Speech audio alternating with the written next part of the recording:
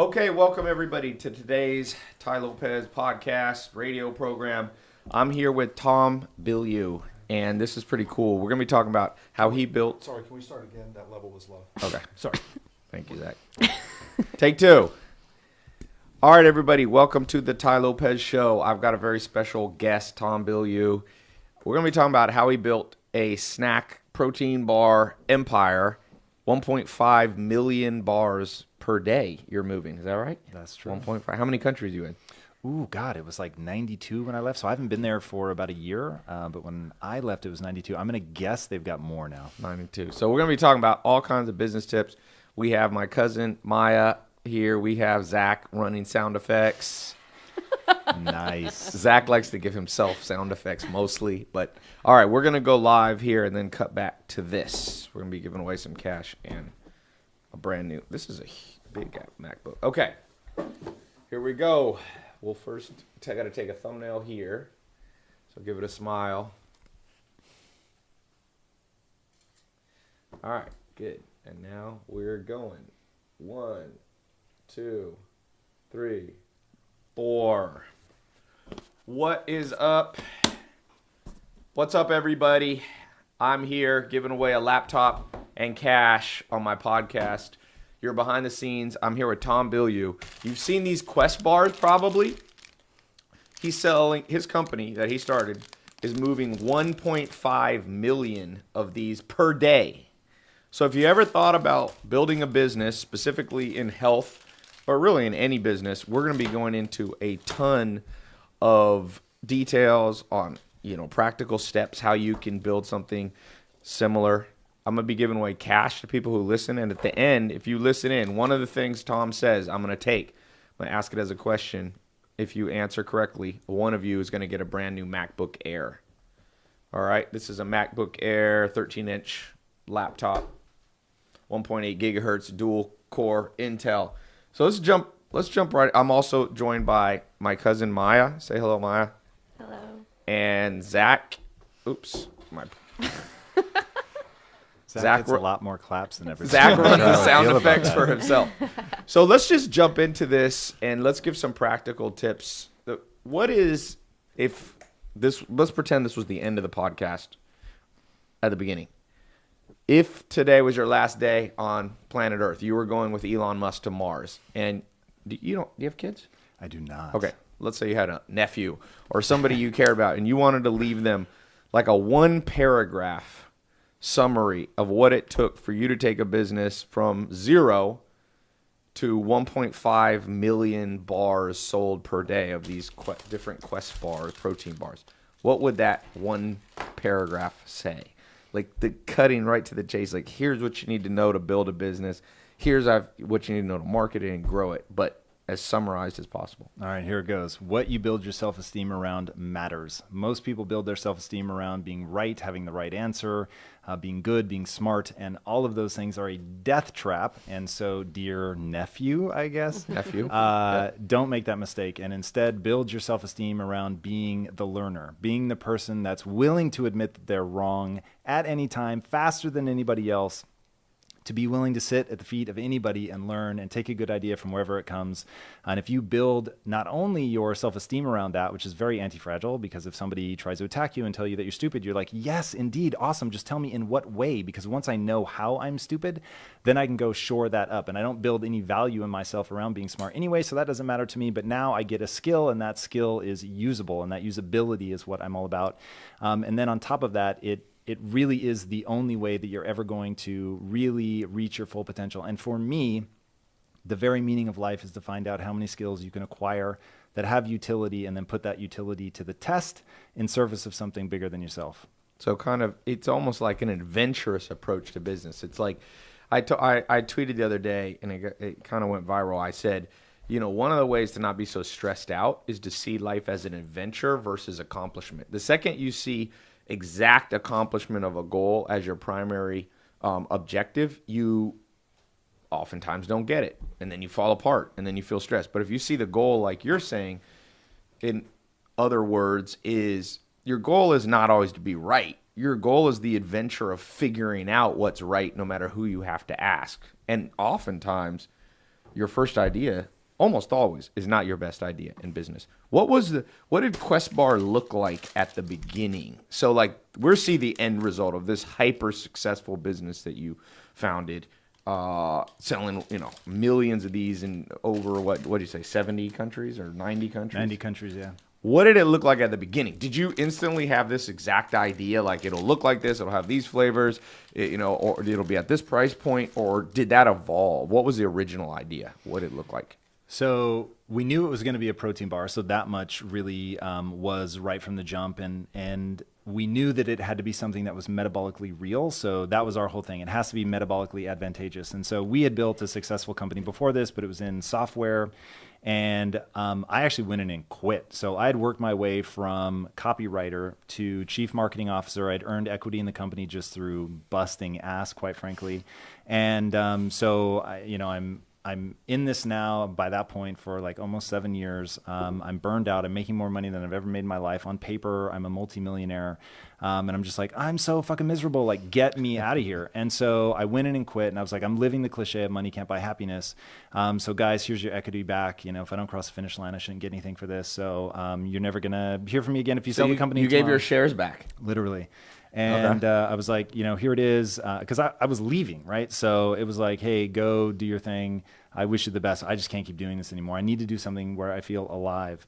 And in doing that, they didn't want me to quit. And they said, hey, look, we could do this without you, but we don't want to. That let me reconnect to something other than the money, which was at that point in my life, I needed that so badly because I had been chasing money just like straight up Scrooge McDuck style for like, at that point, like a very long time. 7 years, a long Scrooge time. McDuck? So like literally the Disney version? Yeah, just fantasies of like swimming in my money, right? Like that, just money. Did you ever put on your bed and throw it and like lie down? Did you do Wolf of Wall Street stuff? No, I wasn't crazy like that. It was, for me, I used to say I would do anything that I needed to be successful within my code of ethics. So it's like, there's just certain things that I believe in and willing to do. And that may have been part of the frustration, right? Is that trying to do something that you're not passionate about, but doing it always in a way that you can feel good about, like gets really hard. So I wanted to tap into my passion. I wanted to do something not just in an ethical way, but that I was deeply passionate about, that I really cared about. And so that was my pitch back when they said, come work with us still.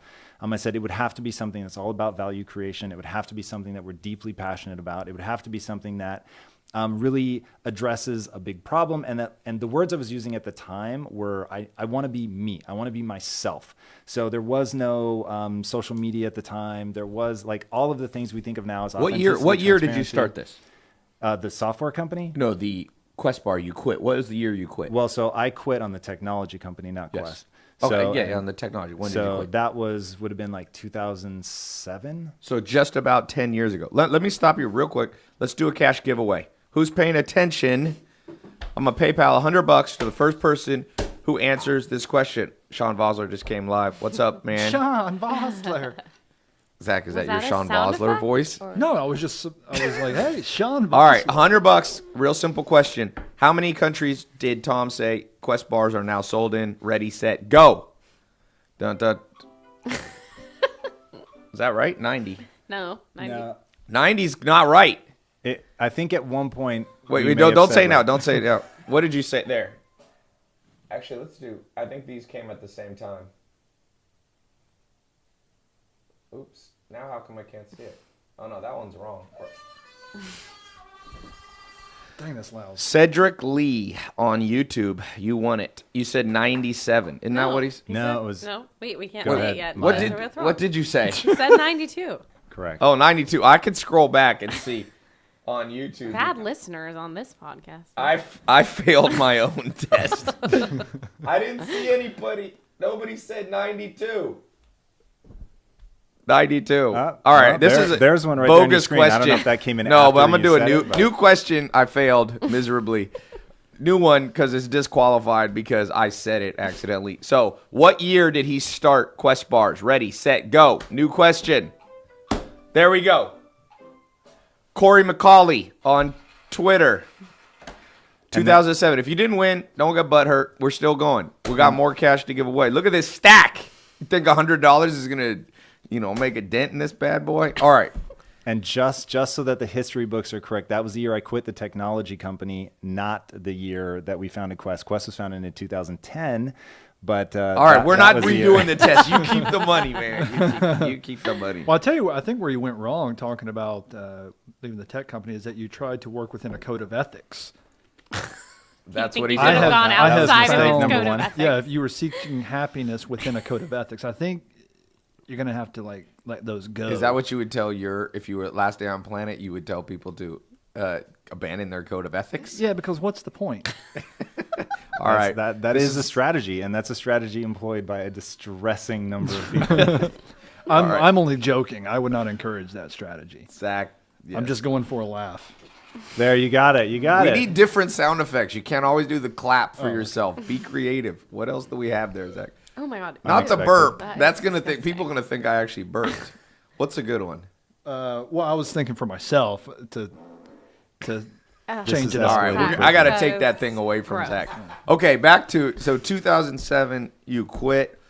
There's a 3-year lapse. But what happened in those 3 years? Were you just relaxing? Yeah, not quite. So they convinced me to come back, and we all agree that we're going to set a benchmark for the software company. If we hit the benchmark, then we'll keep rocking it. And if we don't hit the benchmark, we'll sell it and start this thing that's all going to be about value and passion and all of that. We failed to hit the benchmarks, so we didn't sell the company right away, but we immediately began building out what would eventually become Quest Nutrition and get launched in 2010.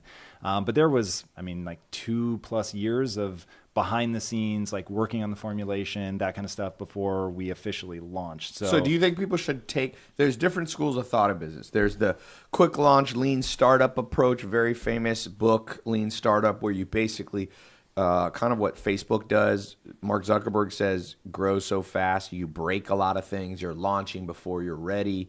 Now, there's other people that disagree with that formula. For example, Snapchat, Evan Spiegel, the founder of Snapchat, just recently went on, and there was an article about him saying he doesn't believe that. He likes to make sure it's really good and beta tested. And it sounds like you might be a little more in that school of thought of going slower. Well, so Because it took you 2 years to formulate it. Yeah, but I will say that we were still launching what I'd call a minimum viable product. So it was hard as hell to manufacture. That was problem number one. Problem number two, we didn't have the ideal fiber source, so that was something that we changed in like the first 6 months after What launch. is the fiber source now? So now, in about fact, Quest bars. it depends on when you bought the bars, but we used These two. are 18 years old. So. Nice. Yeah. So These are 18 years old. we used two different ones. So originally it was actually we've used three now, but the one that is used in this one is soluble corn fiber. Soluble corn fiber. For those of you just listening in, we're talking to Tom Bilyeu, started Quest protein bars. 1.5 million a day are being sold. They have a lot of people will know these bars if you work out or in a gym. They've got 1 gram of sugar, but they taste like they have more 2 sugar. grams. This one has 2 grams. 1 or 2 grams. It's not much. A bottle of Sprite has about 40 grams of sugar. In America. In Europe. In it's America, only yeah. In 20 Europe, grams. they cut it. It's not as good. And then, of course, what do these have in protein? They got 15 grams? 20 grams. So they got a lot, pretty high protein. 20 is fairly high. I'm drinking a protein shake. Most protein shakes that you have are between 20 and 30,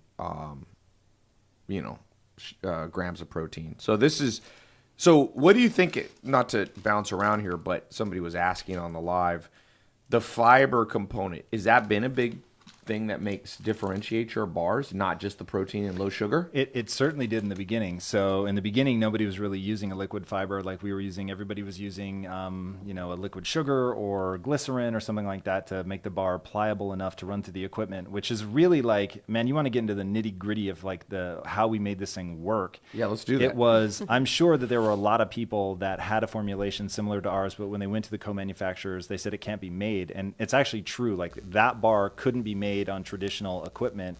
But what we ended up doing was realizing that it's only because all the equipment that exists that you could buy sort of off the shelf, if you will, had grown up in the world where everyone's using liquid sugar. So if you say, well, we can make it if we make new equipment, then suddenly the doors open and nobody else had done that. So we became our own manufacturer. So you made your own equipment. Correct. You had to vertically integrate. And you're using for sugar, I see you're not using xylitol. No. You're using erythritol? Erythritol in some of the bars. Why do you like that above?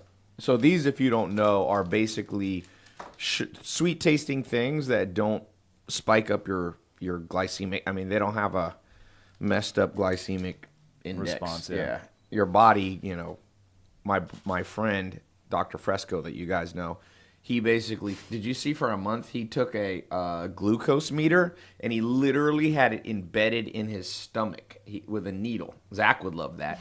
To go for 1 month with a needle For in his 1 month, he stomach. walked around with a needle in his stomach. How Literally. Do you move around? Well, it with was like a kind of needle? under skin, It's but subcutaneous, so it's Yeah. not like jabbed into his actual stomach. it's not like but- a rabies shot. Oh, I see. So Right. But it's it hurt. It's It- you would- needle. a needle. under the skin. Yeah. Yeah, Correct. Zach, Like an needle. IV. let me Zach tell you, loves needles. Zach will faint if that happens. But he walked around and everything he ate, he could see. And you know what? It's exactly kind of what science says. It's like if you eat a Snickers bar, it goes boom. And there's something, I've been testing my blood. I'm working on a book. I can't release it for 2 years because it's 4 years of me testing my blood once a month and trying every known supplement. And there's something called your A1C score, which basically looks back at the last 3 months of your kind of this is a layman's explanation, but it looks back and it tells you what your average glucose level has been. And for a lot of people in America, it's insane. They project in the next 20 years, 50% of American children under 18 years old, okay, will be either diabetic or pre-diabetic. That's crazy. Now, your bar, let's talk real quick, not to bounce around, Zach, but I are like you to kind of. taking notes about that? Zach's taking notes. Well, for possible questions. Let's talk about the sugar. Nice. Why is the sugar? And by the way, this is not an advertisement for Quest. They did not pay me or anything, but I'm genuinely interested, and a lot of people are. Why does this approach to sugar work better? There's so many snack bars out there, and some of them have insane amount of sugar. Some of them like 10, 20 grams of sugar. So what is this specific approach? How does it work? So our thing was we wanted to make something that tasted like it had sugar but didn't have sugar. And so the only way to do that is to have some sort of either natural or artificial sweetener. There's no way around that. As yummy as nut butters are, they don't taste like candy. So we did want to sweeten them with something, and that was that one that you listed is a natural sweetener, but we also use some artificial sweeteners as well, and just they're hundreds of times more sweet than sugar. So you put very, very, like vanishingly small amounts in there, and Yeah. it tastes very, very sweet. So they're very palatable. The reason that we used erythritol, the one that you read, that one specifically does not have the GI distress that a lot of the other Glycemic index. well, the Or atols that you listed, Yeah. right? So people will get bloating, cramping, pain, diarrhea, whatever from other ones. That one is, most people can tolerate it. Have you had that, Zach? Bloating. Gas? Bloating. What about xylitol? Versus erythritol. Yeah, literally other than erythritol, I wouldn't mess with any of those. So I had a horrific experience with lactitol, if you've ever heard of that one. That one didn't even this was sound before good. I got into nutrition, and I had just started a low-carb diet, and I found these Reese's peanut butter cups that were made with lactitol. And I didn't know what that that was. like So milk? I'm like, this is amazing. So my friend and I split a half bag, and we mowed through this. You thing. ate a That is bag too of many something in new. A general. half bag in my defense. And the level of cramping was unreal. It hurt so bad. So yeah, I learned that lesson in a very visceral way. So you got to be very careful. Literally. Yeah. $100. We're going to do a PayPal. How many grams of sugar does this bar, I said how many grams does this specific Quest bar have in it? Right there. Well, That's let's nice. do It's not right Twitter. there. Twitter won last time. Let's do Instagram. Instagram, $100. What is it? Someone tell I'm from Russia. That is not the answer. That's not the answer. 20? No. 2? No. White boy bitch said 250. No. That would be 3? a No. lot of A lot of sugar. sugar. That would be Come too much on. sugar. 0? No. Zach, new sound effect. 2. That's the It's only not way 2. to show. It's not 2, and it's not 3. There we go. Lundy Dewport. As you can see on the back, it's 1 gram of sugars. in the form of erythritol. So, okay, let's go back to this. I was following a comment here live. So we're back. You're 2 years into the business. Between 2008, 2009, you're manufacturing your own equipment. How do you decide today's the day to launch? It's 2010. Let's go.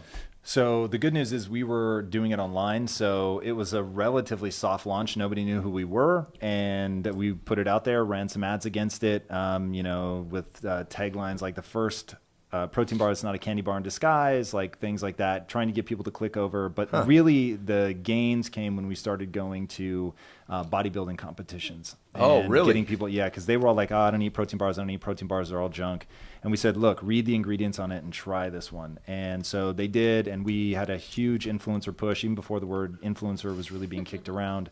And just went hard after athletes that were physical culturalists, people that would really care about what they were eating, understand what they were eating. Many of them were already testing their blood levels. So we knew if they get it and they like it and adopt it, that this could really blow up. So do you think for somebody listening that for many businesses, besides even the snack bar, that the influencer route is the new way to launch? I mean, it's not even new. They were using celebrities back, Coca-Cola and Pepsi in the 1970s and 80s. But do you still think that, like, since that worked for you, if you were building another business, would you go down that route very early in the business? Yeah, no question. No question. If you have a product that really delivers value to people's lives and you have something that's going to speak to a given niche and there's an influencer in that niche that's going to understand and actually use your product and actually their life is going to be improved by it, then they're going to sing its praises both because they have a partnership with you and then other times they're just using it in their life. And so they can really authentically get behind it and talk about it. And I think in forever, everybody has always taken word of mouth over what you see in an advertisement or something. So influencer marketing is essentially word of mouth from someone you trust. Did you pay them ever, or was it always free? In the beginning, it was always free. It was just product. We would send them free product and ask them to talk about it. And then as we grew, then we ultimately were paying some people. So are you still active now? No, not at Quest. When did you kind of bow out? Almost exactly a year ago. Okay.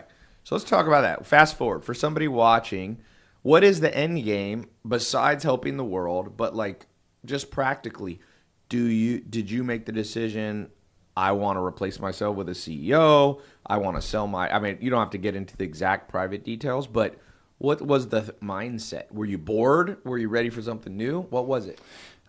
I always knew that there were going to be two things that I would do with my life. One was addressing the pandemic of the body. Maya and I were talking about this earlier. And the other is the pandemic of the mind. And originally I'd hoped Quest would be my forever company and I was never going to need to sell it. And I learned a very painful and powerful brand lesson, which is that when people think of you as the protein bar guy and you start making a show all about the mind, everybody's going, what on earth are you doing?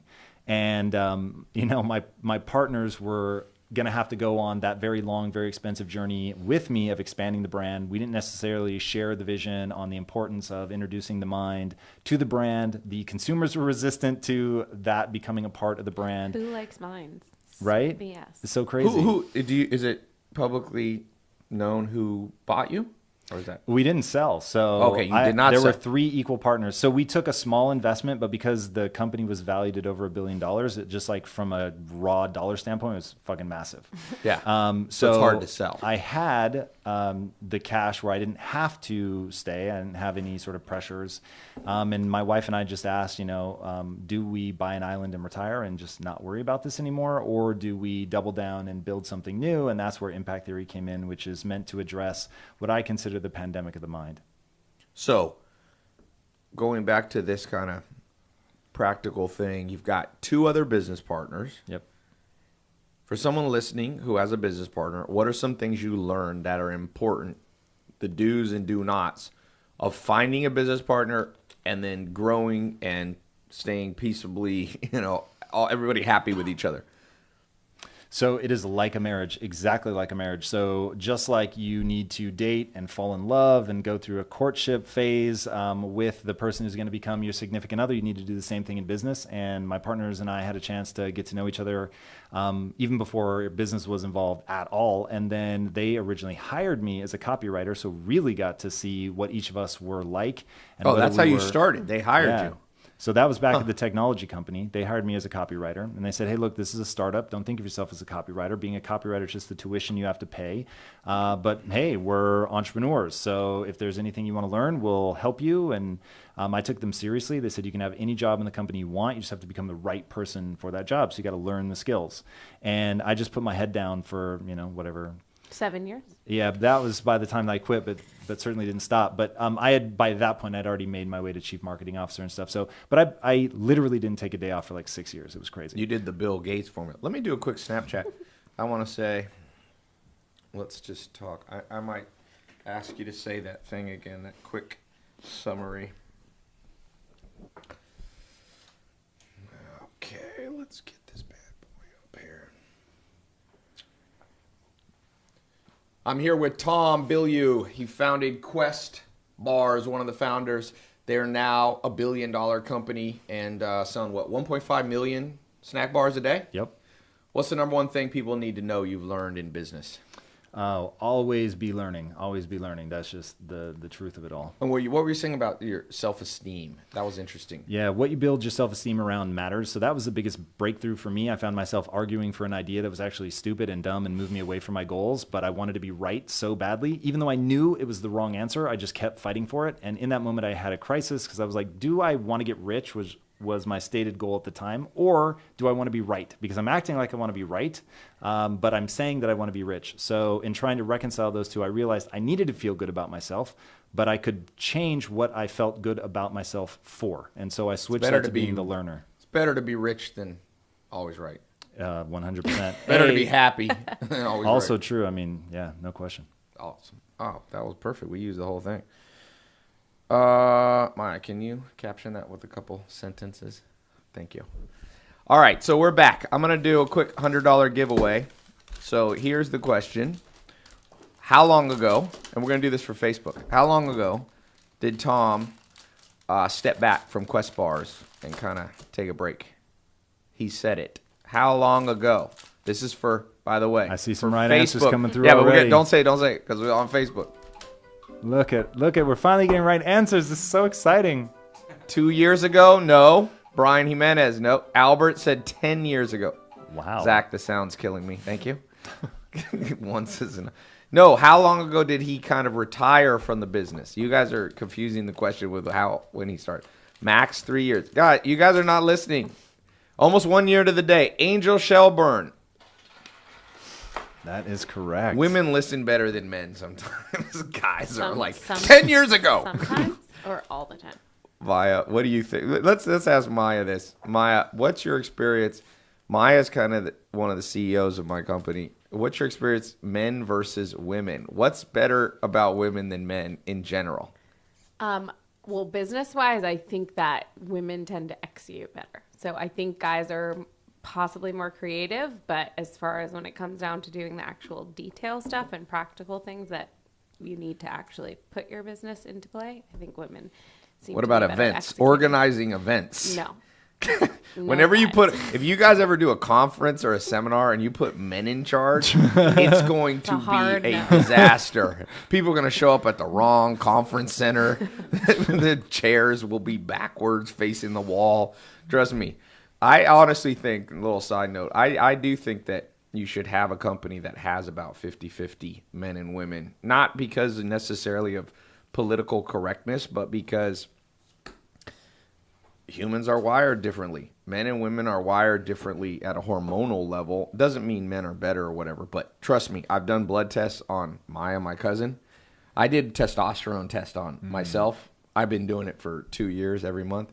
Maya did her testosterone. Her total testosterone was 30. 28. 28. Mine was 1,270. Ty was like, Maya, your test is I was wrong. like, her You need test to is send wrong. it." Let's mail it back. And then the lab is like, no, women don't have a lot of total testosterone. Max is 83 for women. Yeah, max is, I mean, Standard. some women have more, like female bodybuilders. Some women are on the juice. But I'm not sure if a woman had 1,200 testosterone. First of all, Should be lifting weights for Russia in the Olympics. No, you will have a full beard. So if that's a goal, if you know want what? My second grade teacher, I guess, then had a lot of testosterone. She had a beard? She had a goatee. Wow. She was, in her Are you 60s, serious? late 60s, but I'm just making a joke about an old teacher. It's not a true story. But you know what? I actually do. I only want female editors for any projects, film projects. I think females make the best editors. There's a lot of classic films that were edited by women. Why do you Jaws, I think Really? Citizen Kane. Is Jaws your reference? You were Well, it's Yeah. iconic. It changed the trajectory only female of films. editors? It was only female Well, editors? I would no. I mean, there's good male editors. I'm just saying I think women make the best editors because they're more empathetic. And so, if you're trying to tell a story and get people involved emotionally, I think that stands to reason that women. Thank you for that, Zach. That was Well, very I think I'd kill time while you were What? texting. We like that. The viewership went in half. Okay, no, I'm just joking. Zach, I know how to hurt Zach's self-esteem is basically predicated on how many people laugh. One of someone said Zach's hat is dumb. They don't like your hat. Wait, why? What is it? Let me see. It's Cat's Deli. All right, let's get back to business. So influencer marketing was huge for you. Let's talk about a physical product. Some of you want to sell something that you need to get in stores, and you guys don't just sell on your website. You're also in stores, 7-Eleven. 85% of our revenue or more is from other distributors. So distribution, you can have a product, you can create it. A lot of the businesses I have, I'm able to distribute it through websites that we control and we do the marketing, but there's plenty of other ways to run a business. You're an expert in getting stores to distribute. How do you get in? If somebody here has a snack bar or a drink or something, you can't just go to 7-Eleven and Walmart and go, yo, sell my stuff. Because one of the keys is if you get shelf space at a 7-Eleven or Walmart, it's going to boost your sales. I don't care what your marketing is, just the fact that you're in 1,000 stores. So how do you get the foot in the door for somebody listening who wants to launch any kind of physical product business? All right, everybody, here we go. Lean forward because I'm going to break it down for you. And this is the gospel. You guys should be paying truth. me this for this. All right, so step number 1, you've got to make that killer product. Step number 2, get it out to influencers. The reason you want to do that is they're going to begin talking to their marketplace. Your product really has to add value, but if it does, let them do contests and things like get this man here. Instead of just giving away raw cash, you get them giving away your product, so it's going to cost you the cost of the product. Get it out there. Get a bunch of people doing that. Now, the magical thing that happens is people begin walking into the stores where they would expect it to be carried and asking, hey, where are the Quest bars or whatever your product is? Huh. Now, those stores at first, they don't think anything of it. Then 2 and 3 people a day are walking into the store. Then they start reaching out to you. Now, first, because of what Ty just said, they know they're the kingmaker. They know that just by putting this on their shelves, that they're going to generate revenue for you. And the contract is going to reflect that. And that's how you get fucked and you go out of business because you're selling at such a slim margin that you can't survive. So now, if that happens and you start growing rapidly, you realize, oh God, what we agreed to in terms of the profit margin doesn't work. I can't scale my business and now I'm stuck. That's where most businesses tap out. You live in the age of the internet. So what you're going to do is you're not going to fall prey to that very stupid mistake. And you're going to when they keep coming and asking to have your product, you're going to say no. And I'm going to say you're going to say no for about a year. And you're going to have discipline because you could be making more money in the short term. But you're going to say no and you're going to keep building online.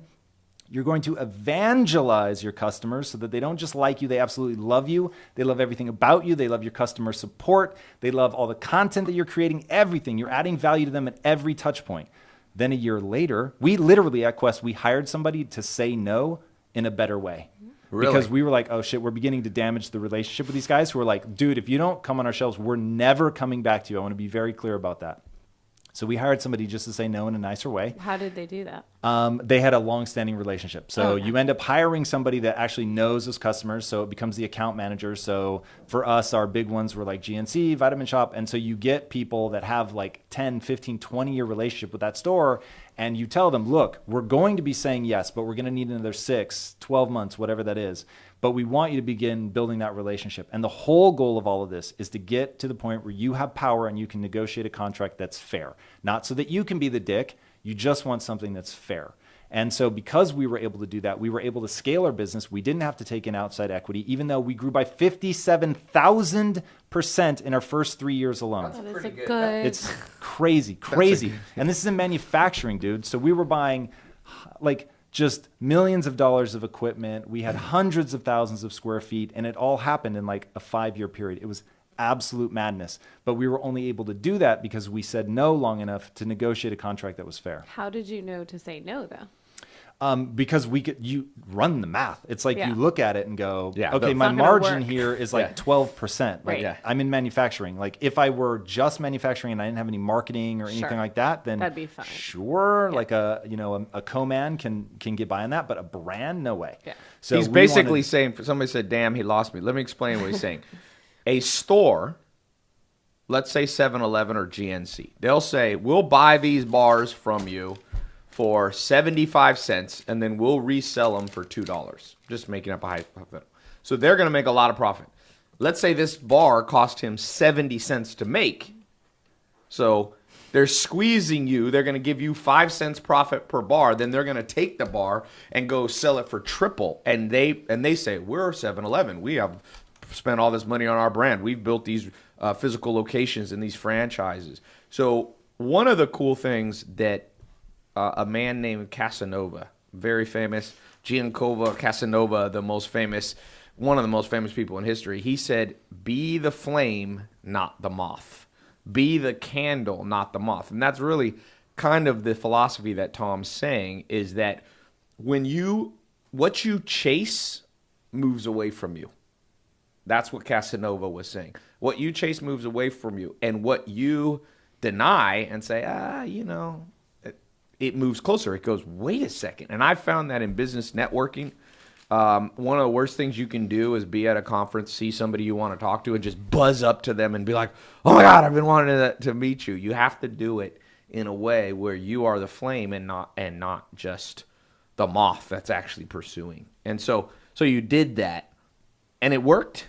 It worked really, really well. And one thing, just to make this more universal for people, going along with what you're saying, is you got to play the long game. So let's take the example of you really want to meet somebody that, let's say you want to meet Tai. And step one is not run up and introduce yourself to Tai. Step one is to, in an ideal scenario, you get somebody else who says, oh, Tai, you have to meet so-and-so, which, by the way, is exactly how I met Tai at Thrive. Somebody else went up to you and said, you need to meet Tom. And someone came up to me and said, you need to meet Tai. And so that's how we then came together. But both of us knowing at that moment where we met that, like, that's the power exchange, right? That other people were brokering that introduction. And so it's like, I get it. We may have been in the same place like a dozen times before that, but the setting wasn't right to meet as equals. And so you just don't meet. Most people, like, they can't bear it. They're convinced they're never going to meet again. So they just like rush up and they don't make a great first impression. I had to learn this the hard way. I was the guy that used to show up for the first date. These are true stories. I really wish they weren't. But I would show up on the first date with like flowers and poems. Oh, dear. Oh, yes. Poems? You did Yes. poems? I assure you this is real. And so because of that, there was very, very little getting laid. And so I was just like, this is a bad strategy, That's right? actually interesting. So did the poem ever work on a date? Not once. Not once. Not on a first date. You got to be kidding. It's suicide. Did you do specific poems per date, or was it the same poem you just recycled? No, my friend. So you made it I was very- doing it from a truly authentic place. Like, I would see somebody, I'd be into them, and I would really want to like show that. And you see in movies that's what you're supposed to do. You're supposed to roll up with flowers. Somebody But wrote ha ha ha ha Yeah. poems. That's all they wrote. that well said, my friend. But Well now said. you're married. Yeah, so literally- what strategy did you convert to? Did you then start seeing a girl you like at Starbucks, like your future wife, and send a friend To say over to you them should and be meet like, Tom. you see that other guy getting coffee? You must meet him. No, I ignored the shit out of her.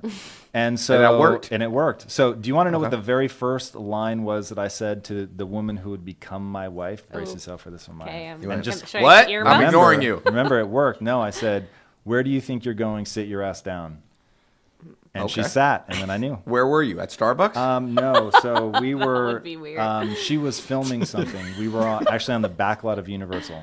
So we had a relationship. Those weren't the first words I said to her as a person. They were the first words Right. I said to her in any sort of romantic advance. Zach, what's been your best? Zach is a Tinder and Bumble guy. I've never met somebody off Tinder, but I'm going to because I want to start getting these good stories that Zach has. Zach, what is your best line that's gotten you married? Oh, no, you're not married. Sorry. Honestly, for a while there, I would go, "Hey, do you want to arm wrestle?" Okay. That was Maya worked. groaned. I kid you not. It You know worked. your line's not that good when women go, I have evidence to prove the contrary.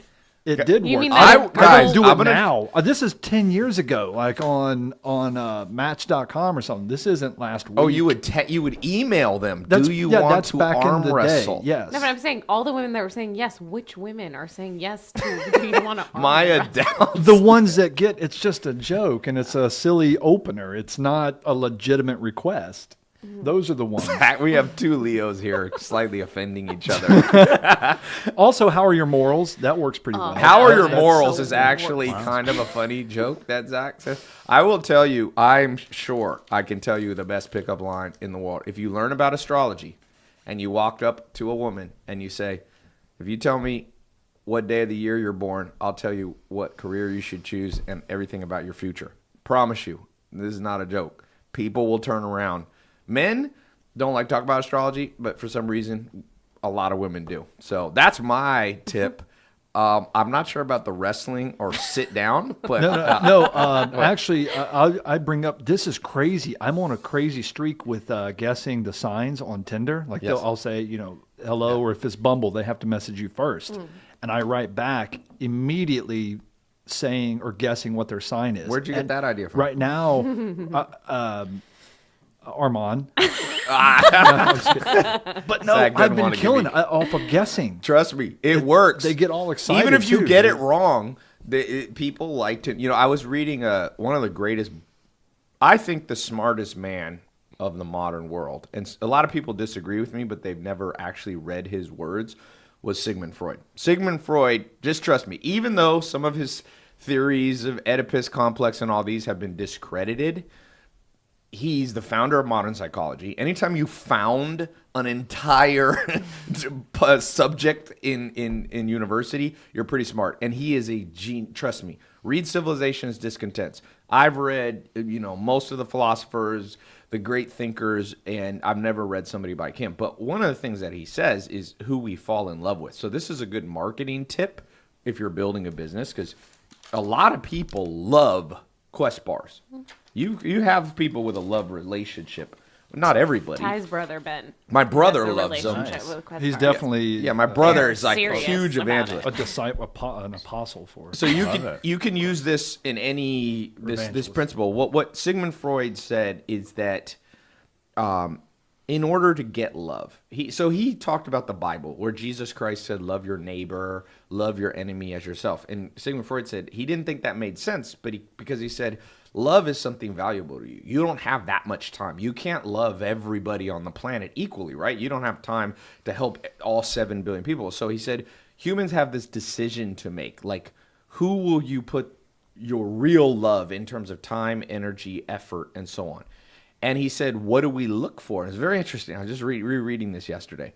He said the ultimate thing we look for is something that reminds us of ourselves. Mm-hmm. People fall in love with themselves because Freud is one of the first people to talk about this narcissism.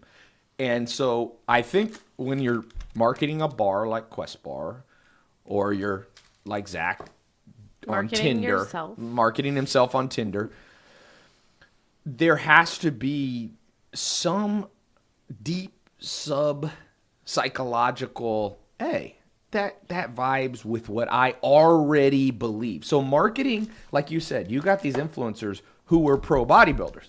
They weren't people who were 300 pounds overweight that were used to eating Reese's Pieces all the day. Because when they looked at Quest Bar, they didn't see themselves, their world. In this case, it wouldn't be literally themselves. It'd be their worldview.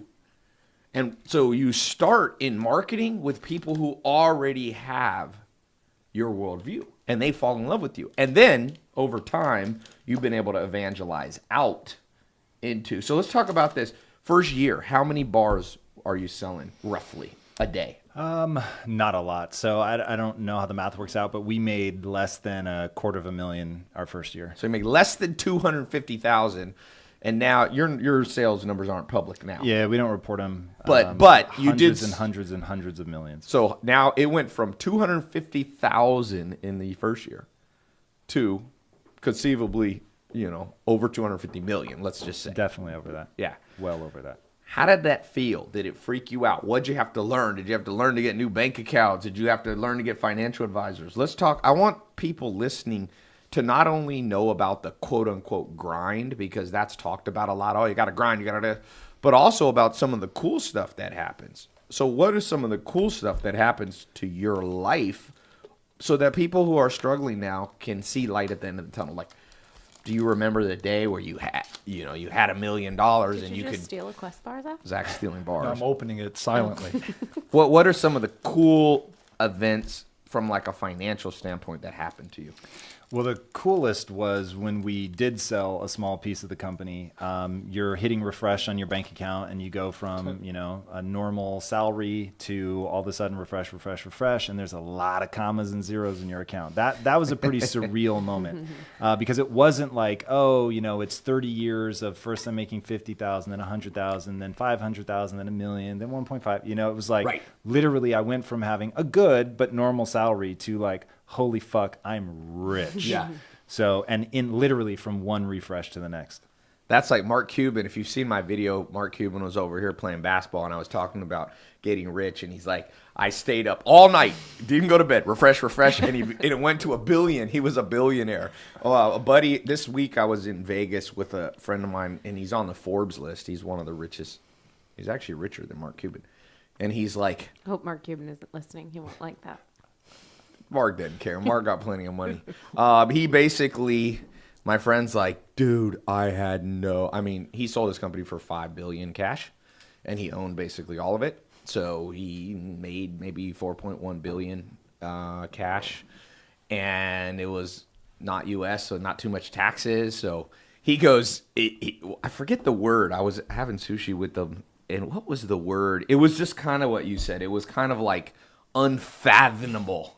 He never went into it being like, okay, we're going to build this business. It's an online business. We're going to build this, and then we're going to sell it for $5,000 million. Because that's what it was. $5 billion is 5,000 million.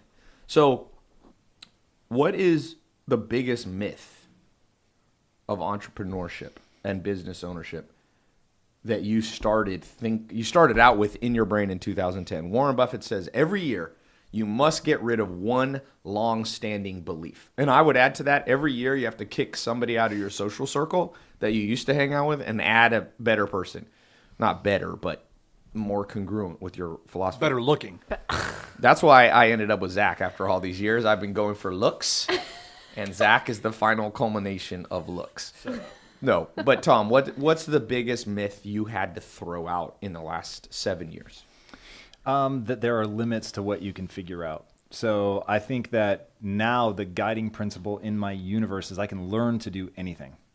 Anything. So, and when you look at the living embodiment of this, it's Elon Musk, right? Yeah. So goes in, I want to get to Mars, but no one's built a rocket. I guess I'll have to learn rocket science. Like, that's so amazing to me. And when we went into it, we didn't think we were going to be marketers. That was it. We're going to market this protein bar. And when we realized we had to be our own manufacturers, my first reaction was panic. It was like, I don't know anything about that. And I thought that I was like a pretty hardened entrepreneur by that point. And looking at that was like, Jesus, I don't know anything about leasing commercial real estate. I don't know anything about the equipment. Like, you got to be joking. Engineering, I know nothing about it. The thought of wearing a hairnet every day and a lab coat and doing that was so beyond foreign to me. But literally in the span of I'm not kidding, 15 minutes, went from, okay, this is crazy and I don't want to do this, to it's the only way forward. And so am I really going to chicken out? And so, behavior is driven by identity, and my identity is not to back down from stuff like that. So we said, yeah, let's do it, and then figured it out. And that was sort of the last thing. Is like, I'll never again say I can't figure something out. There's the vast, amount of knowledge out there I don't know. But once I turn my focus to it, I can make it my own. I can become excellent. I can become one of the best in the world at whatever I set my mind to. So mentors, let's talk about that. Nobody, even though sometimes weird people argue with me on this, You don't need mentors. I have yet to meet somebody who did great things, who can't directly attribute at least some of their success, some of their direction from somebody who went before. I just posted a video on my Instagram, a little clip of me with Kobe Bryant after one of his last games of the season last year. I sat next to him on the bench, and then I went back in the locker room, and I asked him, like, do you have mentors? And he just immediately goes, oh, yeah, Ty. He goes, well, first of all, I had Magic Johnson. I had Michael Jordan. Then he mentioned Bob Iger, the Disney CEO. He brought up Phil Jackson. He had a lot. He kept going. And I said, why is that important? And he said, well, you have to learn from people who created greatness before you, or else you reinvent the wheel. I can't tell you how many people come up to me and they're like, dude, I invented a wheel. We can put it on a car and it will roll. It's going to be so cool. And here's this prehistoric stone. And they're like, do you want to put this on your Ferrari? I'm like, dude, they invented a wheel a long time ago. They perfected it. Now they have badass, like Ferraris and Lambos have these badass tires. I drove a Bugatti. I don't have a Bugatti, but I drove one. And they have these tires. They're like 20, I forget what, they're massive tires. So I want to tell those people, yo, you could have just learned from the people who already created tires. Why are you going to waste 40 years of your life? So for you, even though you pioneered some stuff, there was nobody to fully look up to, whether authors, whether parents, whether business people that have made an impact on your life. And who are they? Yeah, no question. So the most profound mentors in my life have been authors, for sure.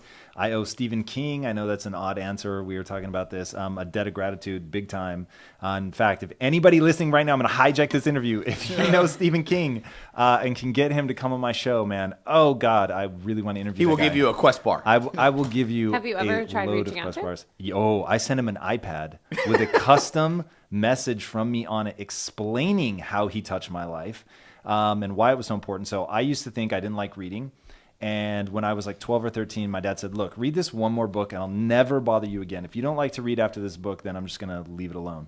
And he handed me The Gunslinger, which is the first book in the Dark Tower series. And I read it, and to this day I remember the opening line. And it showed me that everyone likes to read. You just don't know what you like to read about.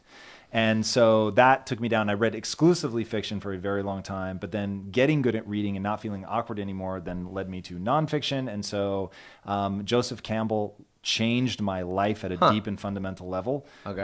Very much so. I will attribute much of my success in marriage to Joseph Campbell in the way that he made me conceptualize what it was. So that's been massive. My wife has been a huge mentor for me. My business partners were huge mentors for me. Between those three, like in face-to-face mentorship, those have been the most profound. But then I read not as much as you. Normally, like I can say I read more than everybody in the room, but fuck you for the book a day thing.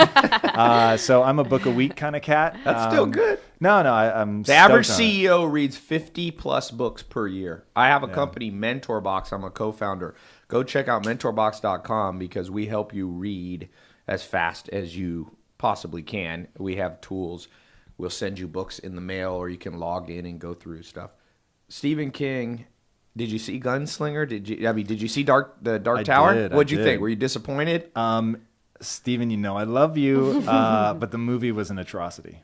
And you went to the premiere of that. I went to the premiere. I got to meet Matt McConaughey back before the thing, and we walked over to his movie with him, and then he left before his movie. Dude, listen, Matt McConaughey didn't want to watch. No, Matt McConaughey has a crazy life. He flew from Africa. He's shooting a movie in Africa. He said, don't tell anybody the name. But he's shooting a movie in Africa. He got on a jet, flew to New York City, did a meet and greet with me and a couple people. That's it. Well, he walked the red carpet. No, walked the red carpet, didn't watch the movie, got on a jet, and went back to Africa. I'm like, wow. He's a hardworking guy, very smart. I asked him that question, too, about mentors and key dates, and he told me some interesting stuff. Did I post that video yet? I have so many cool videos I have yet to post, like my Elon Musk conversation. But the movie, something was wrong. Idris Elba is a badass. I love him. Matt McConaughey is a great actor. What did they do wrong with that movie? Yeah, so the number of things that they did wrong are buckle in. It's not a story that you can jump around on. So it's whatever 7-book series. It's the magnum opus of his life, and they tried to hedge their bet. We don't know if this is going to be a series. We don't know if we should try to do it as a standalone film. So the opening film, it's all character driven. Like you've got to buy into the code that Idris Elba's character Roland Deschain lives by, which I was telling you, Maya, like it changed my life. Like the fact that I live by a code now, the code of ethics I was talking about earlier, like the whole notion of having a code of ethics came from the gunslinger. So like that really left an impression on me. So you've got to get behind, like Roland of Gilead has this belief system by which he lives, which governs the code of his life. And so he goes into a town and there's this whole thing. If they ask for help, he has to give it. But once they ask, they can't take it back. And like the whole movie's predicated on that drama. And by the way, in the book, spoiler alert, if you haven't read the book, fucking stop listening right now. I know you hate that, but like a spoiler to the book. In the book, this guy is so hell-bent because it's a treatise on like ambition and determination. He is so determined to save the world and get to the Dark Tower that in the book, the gunslinger, he kills the little kid. The main kid in the book. And in the movie, of course, they chicken out. They don't show it, don't talk about it, nothing. I was mortified. So when they do the whole remember the face of your father, which in the book is amazing and in the movie was horrifying and embarrassing, and I could go on, but I won't. So your biggest issue is that they didn't kill a child. No, my biggest thing is like, if you're going to do a treatise on what the book is, the themes in the book are about ambition. Like, how far are you willing to go? Right. And kill children. Yes, and truthfully, it's done so well because he's holding this kid, like I think if I remember right, it's like a cavern in a well, in a cave or something, and he can't like get the kid back up, and like to save himself, he has to let the kid go, and so the kid looks at him, and it's that movie or the book doesn't have like a lot of magic in it, and in that moment, right, this kid from New York who like magically appears in this weird world, and you're like, what the hell is going on? How's this kid from New York? This is so weird. And the kid looks at him because he knows he has to let him go. And he says, don't worry, Roland. There are other worlds than these. And then he lets him go. And you're like, what does that mean? And that's like the end of the book. And so then like you're desperate. Oh, God, it's so good. So good. I hope in the moment of death I can remember that line. I want to look at everybody that's surrounding my bed. Don't worry, everybody. There are other worlds than this. Yes. No, other worlds to explore, I thought you said. Well, I've learned a lot of things from this talk here. We're going to wrap up, but one of them is if I can get Tom to meet Stephen King, he will forever be grateful. I will. He will give us a Quest bar. Yeah, you guys can count on it. For life. I want more than a damn Quest bar. I already got those at my house. Hey, will you do a Neapolitan type of Quest bar that's like, vanilla mint chocolate chip, strawberry? the raspberry. The funny thing, from a production standpoint, that would be a nightmare. Oh, really? A nightmare. It's what's called extrusion. So, or you could. So you have two types. We actually have two types of bars. These are just rolled flat, and so it's like all mush, and it's just pancaked out basically. So getting anything to be done like that, unless you're doing extrusion, but then extruding like 3 separate pieces and then putting them back together. Oh God. I'm just saying Breyers can do it. Yeah, with a lot of sugar. And hey, look, what did I just say like 10 minutes ago? I can figure anything out, right? So somebody said, I'm not saying it can't be done. I'm just asking, is it going to be worth the effort? Someone commented, oh, God, please help Zach out. I don't know what they're referring to. All right, let's one last little business thing before we wrap up. In terms of, did you raise capital? Not in the beginning. So if I lost people with my earlier explanation, this is really going to confuse them. But we did some mezzanine debt. Yep. In the beginning, and that was helpful. That let us grow a little bit, but it was very small. It was like $1.4 million. Just so you guys know what mezzanine, it's sometimes there's different bridge capital. Basically, when they were growing, they got a company to give them a loan. That's basically what a loan it means. where it's like, hey, we get some equity, but if Yes. you pay it back really fast, we get less equity. Yes. So it's actually a really great device, by the way, especially if you can live with the, hey, let's say we don't pay them back ahead of schedule, and so the full equity goes to them. Are we still okay with that? And if you are, then it's tremendous. And so it was really, really great. Ended up being just a great ongoing relationship for us. Really, really like the people that we did that with. But that was it. So how did you get it? Well, for somebody watching who wants to get mezzanine financing or get some startup capital, if you were doing it all over again, Do you just start calling people? Do you go to friends you of certainly friends? could. So with the success that we were having, we could have just cold called and we would have been fine. And so the joke in raising money is you can get money when you don't need it. Yes. And we didn't need it. And so it was very easy to get money. Back at the technology company, we needed money and it was hard as hell to get. So, That's because be the flame, not the moth. It's kind of like like the dating, second you get too. in a relationship, everybody wants to date you. You're like, wait a second, where were you 6 months ago? So that's a great. So capital came to you. It was a good experience. Just for some of you to know, sometimes people have horrific experiences. Let's give this laptop away. Can I see this? We got a minute left on Instagram. All right. Here's what I'm going to do.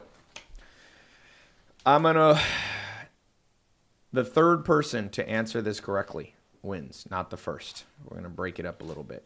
MacBook Air. So here is the question for you. Dun, dun, dun.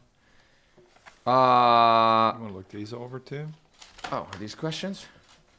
Just So it's from your notes, Zach, about diabetes. Just things I heard. I was like, oh, maybe we'll throw that out for a possible question. If you can read my Okay, scribbles. this is a funny one. To get the laptop answer, the third person answer. What did Tom used to show up with on his first dates? Ready, Yes. set, go. What did Tom used to show up? 2 things he used to show up. All right, that's the first person I we see. go. We're going to do the third. I see. Second is Boomer Johnson. Who's the third? Right there. Chase Christopher on Instagram. All right, Poems and well Flowers, played. number Yeah. 3. So I want to Down thank all of advisor. you for being here. This will be live on my podcast. Remember what Tom said.